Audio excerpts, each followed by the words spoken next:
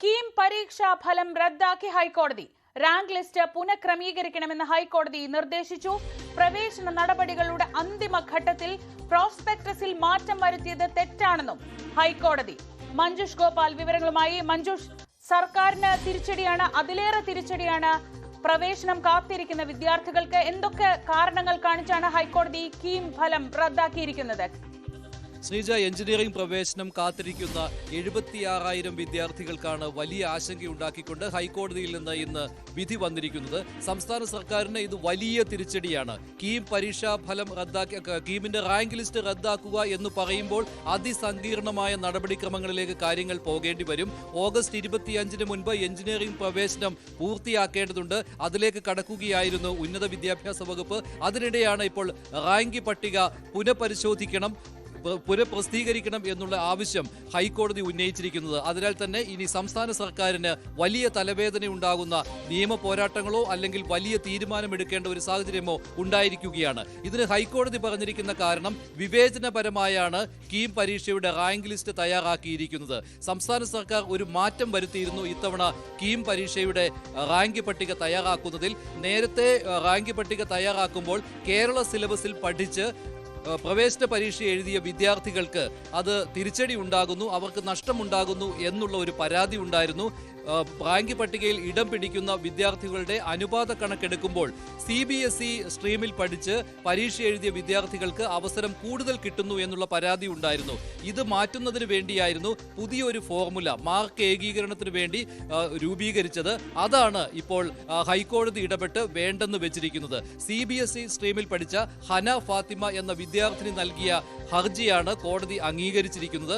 വിവേചനം ഉണ്ടായിരിക്കുകയാണ് KEAM rank list തയ്യാറാക്കിയപ്പോൾ എന്നുള്ള കണ്ടെത്തലാണ് ഹൈക്കോടതി നടത്തിയിരിക്കുന്നത്. അങ്ങനെ വരുമ്പോൾ കേരള സിലബസിൽ പഠിച്ച വിദ്യാർത്ഥികൾക്ക് ഇത്തവണ കൂടുതലായിട്ടുള്ള ഒരു വെയിറ്റേജ് കിട്ടിയിരുന്നു. ആ വെയിറ്റേജ് പറ്റില്ല എന്നാണ് ഇപ്പോൾ ഹൈക്കോടതി കണ്ടെത്തിയിരിക്കുന്നത്. അതിനാൽ തന്നെ പുതിയ ഫോർമുല കണ്ടെത്തണം. ആ ഫോർമുല അനുസരിച്ച് റാങ്ക് ലിസ്റ്റ് തയ്യാറാക്കുമ്പോൾ അതിലാർക്കും വിവേചനം പറ്റില്ല എന്നുള്ള കാര്യമാണ്. പുതിയ ഫോർമുല എന്ന് പറയുമ്പോൾ പ്രോസ്പെക്ടസിൽ ഒരു ഫോർമുലയും പ്രോസ്പെക്ടസ് മാറ്റി പുതിയ ഒരു ഫോർമുല അതിൽ ഉൾപ്പെടുത്തുമെന്ന് പറഞ്ഞുകൊണ്ട് കീം പരീക്ഷയുടെ റാങ്ക് ലിസ്റ്റ് പ്രസിദ്ധീകരിക്കുകയും ചെയ്തതാണ് ഇപ്പോൾ ഹൈക്കോടതി റദ്ദാക്കിയിരിക്കുന്നത്. അങ്ങനെ പ്രോസ്പെക്ടസിൽ ഒരു കാര്യവും റാങ്ക് പട്ടിക തയ്യാറാക്കുന്ന സമയത്ത് മറ്റൊരു രീതിയും അവലംബിക്കുക അത് അസാധ്യമാണ്, അത് സാമൂഹ്യ നീതിയുടെ നിഷേധമാണ് എന്നുള്ള കാര്യമാണ് ഹൈക്കോടതി കണ്ടെത്തിയിരിക്കുന്നത്. ഇനി സർക്കാരിന് മുന്നിലുള്ള വഴി എന്താണ് എന്നത് ഏറ്റവും പ്രധാനപ്പെട്ട കാര്യമാണ്.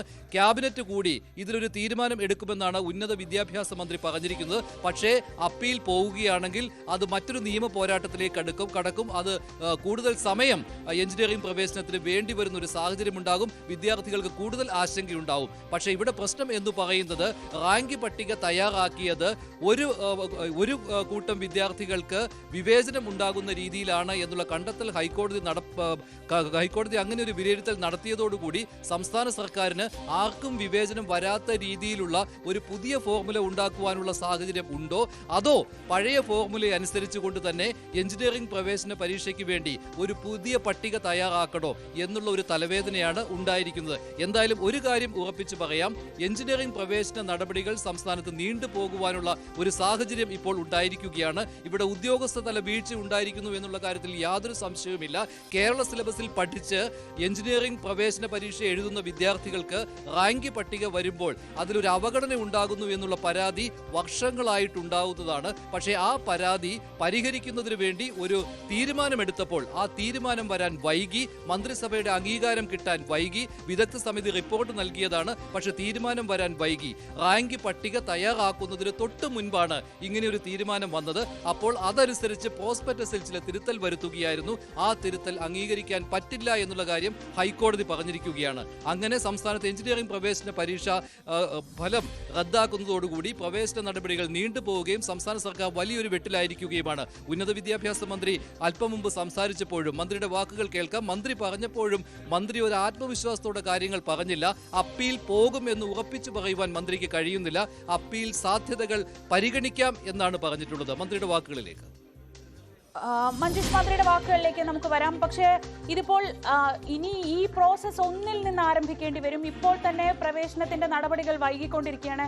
ഏതാണ്ട് കുട്ടികൾക്കൊരു സെമസ്റ്റർ തന്നെ നഷ്ടമാകും എന്ന നിലയിലേക്കല്ലേ ഇപ്പോൾ കാര്യങ്ങൾ പോകുന്നത്? സെമസ്റ്റർ നഷ്ടമാകും എന്നുള്ള ആ ഒരു ആശങ്കയല്ല ഉള്ളത്. ഇവിടെ ഓഗസ്റ്റ് 25-ന് മുൻപ് പ്രവേശന നടപടികൾ പൂർത്തിയാക്കേണ്ടതാണ്. All India council of technical എഡ്യൂക്കേഷന്റെ മാർഗനിർദ്ദേശം അനുസരിച്ചാണ് ഈ തീയതി. അത് നീട്ടിക്കിട്ടണമെങ്കിൽ വീണ്ടും ഒരു അപേക്ഷ നൽകേണ്ടി വരും, അവരോട് അപേക്ഷിക്കേണ്ടി വരും. ഇങ്ങനെ കാര്യങ്ങളുണ്ട്. അതോടൊപ്പം തന്നെ പ്രവേശനം വൈകുമെന്ന് പറയുമ്പോൾ ക്ലാസുകൾ തുടങ്ങുവാൻ വൈകും, നിയമ പോരാട്ടങ്ങൾ അവിടെ ഉണ്ടാകും. ഇപ്പോൾ CBSE സ്ട്രീമിൽ പഠിച്ച് പരീക്ഷ എഴുതി റാങ്ക് പട്ടികയിൽ പിന്തള്ളപ്പെട്ടു പോയ ഒരു വിദ്യാർത്ഥിനി നൽകിയ ഹർജിയാണ്, ഹന ഫാത്തിമ എന്നുള്ള വിദ്യാർത്ഥിനി നൽകിയ ഹർജിയാണ് കോടതി പരിഗണിച്ചത്. ഇനി പുതിയ പട്ടിക വരുമ്പോൾ പുതിയ നിയമ പോരാട്ടങ്ങൾക്ക് ആരെങ്കിലും ഹർജി നൽകുമോ എന്നുള്ള കാര്യത്തിൽ ആശങ്ക. അങ്ങനെ ഒട്ടേറെ കാര്യങ്ങൾ ഇക്കാര്യത്തിൽ ഇനിയും നിർണ്ണയിക്കുവാനുണ്ട്. അതിനാൽ തന്നെ നിലവിൽ സംസ്ഥാന സർക്കാരിന് ഒരു തിരിച്ചടിയാണ്. അത് നേരത്തെ കൂട്ടി ഇങ്ങനെ ഒരു തിരിച്ചടി ഉണ്ടാകുമെന്ന് അറിയാമായിരുന്നിട്ട് പോലും ആരെങ്കിലും പരാതിയുമായിട്ട് പോകുവാനുള്ള എല്ലാ സാധ്യതയും ഉണ്ട് എന്ന് പലരും ചൂണ്ടിക്കാണിച്ചതാണ്. പക്ഷേ അത് കണക്കിലെടുത്തില്ല. ആത്മവിശ്വാസത്തോടു കൂടി തന്നെ മുന്നോട്ട് പോവുകയായിരുന്നു സംസ്ഥാന സർക്കാർ.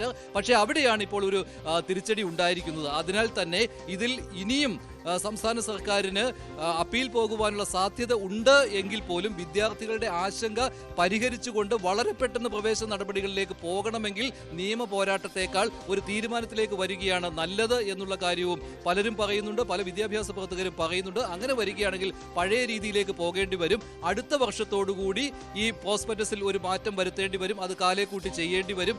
അതല്ല എങ്കിൽ വീണ്ടും ഒരു തിരിച്ചടി സംസ്ഥാന സർക്കാരിന് കിട്ടുവാനുള്ള സാധ്യതയുമുണ്ട്. പക്ഷേ അപ്പോഴും കേരള സിലബസിൽ പഠിച്ച് പ്രവേശന പരീക്ഷ എഴുതിയ വിദ്യാർത്ഥികൾക്ക് വിവേചനം ഉണ്ട് എന്നുള്ള കാര്യം നിലനിൽക്കും. ആ പരാതി സംസ്ഥാന സർക്കാരിന് ഒരു വെല്ലുവിളിയാണ്. അത് സംസ്ഥാന സർക്കാരിന് ഈ വർഷം പരിഹരിക്കാൻ കഴിഞ്ഞില്ല എന്ന് വരുന്നത് സംസ്ഥാന സർക്കാരിന് ഒരു തിരിച്ചടിയും മറുപടി പറയേണ്ടി വരുന്ന ഒരു കാര്യവുമാണ്. ഇതാണ് ഇന്ന് ഹൈക്കോടതി വിധി വന്നതിന് ശേഷം സംസ്ഥാന സർക്കാർ നേരിടുന്ന ഏറ്റവും വലിയ തലവേദന. ശരിയാണ്. ഇനി മന്ത്രി ആർ ബിന്ദുവിന്റെ പ്രതികരണം മഞ്ജുഷ് സൂചിപ്പിച്ചതുപോലെ ഒട്ടും ആത്മവിശ്വാസത്തോടെയല്ല. നാളത്തെ മന്ത്രിസഭാ യോഗം ചേർന്ന് കാര്യങ്ങൾ തീരുമാനിക്കുമെന്നാണ് മന്ത്രി പറഞ്ഞത്. ആർ ബിന്ദുവിന്റെ വാക്കുകളിലേക്ക്. ഇനിയും അപ്പീൽ പോകാനുള്ള പ്രൊവിഷൻ ഉണ്ട്. നമ്മുടെ എല്ലാ കുട്ടികൾക്കും നീതി ഉറപ്പാക്കാൻ കഴിയുന്ന ഒരു ഫോർമുലയാണ് അവലംബിച്ചത്. കഴിഞ്ഞ വർഷം 35 മാർക്കിൻ്റെ വ്യത്യാസം വരാവുന്ന നിലയിലായിരുന്നു സ്റ്റാൻഡർഡൈസേഷൻ പ്രോസസ്സ് സംബന്ധിച്ച് ഉണ്ടായിരുന്നത്. അത് ഒരു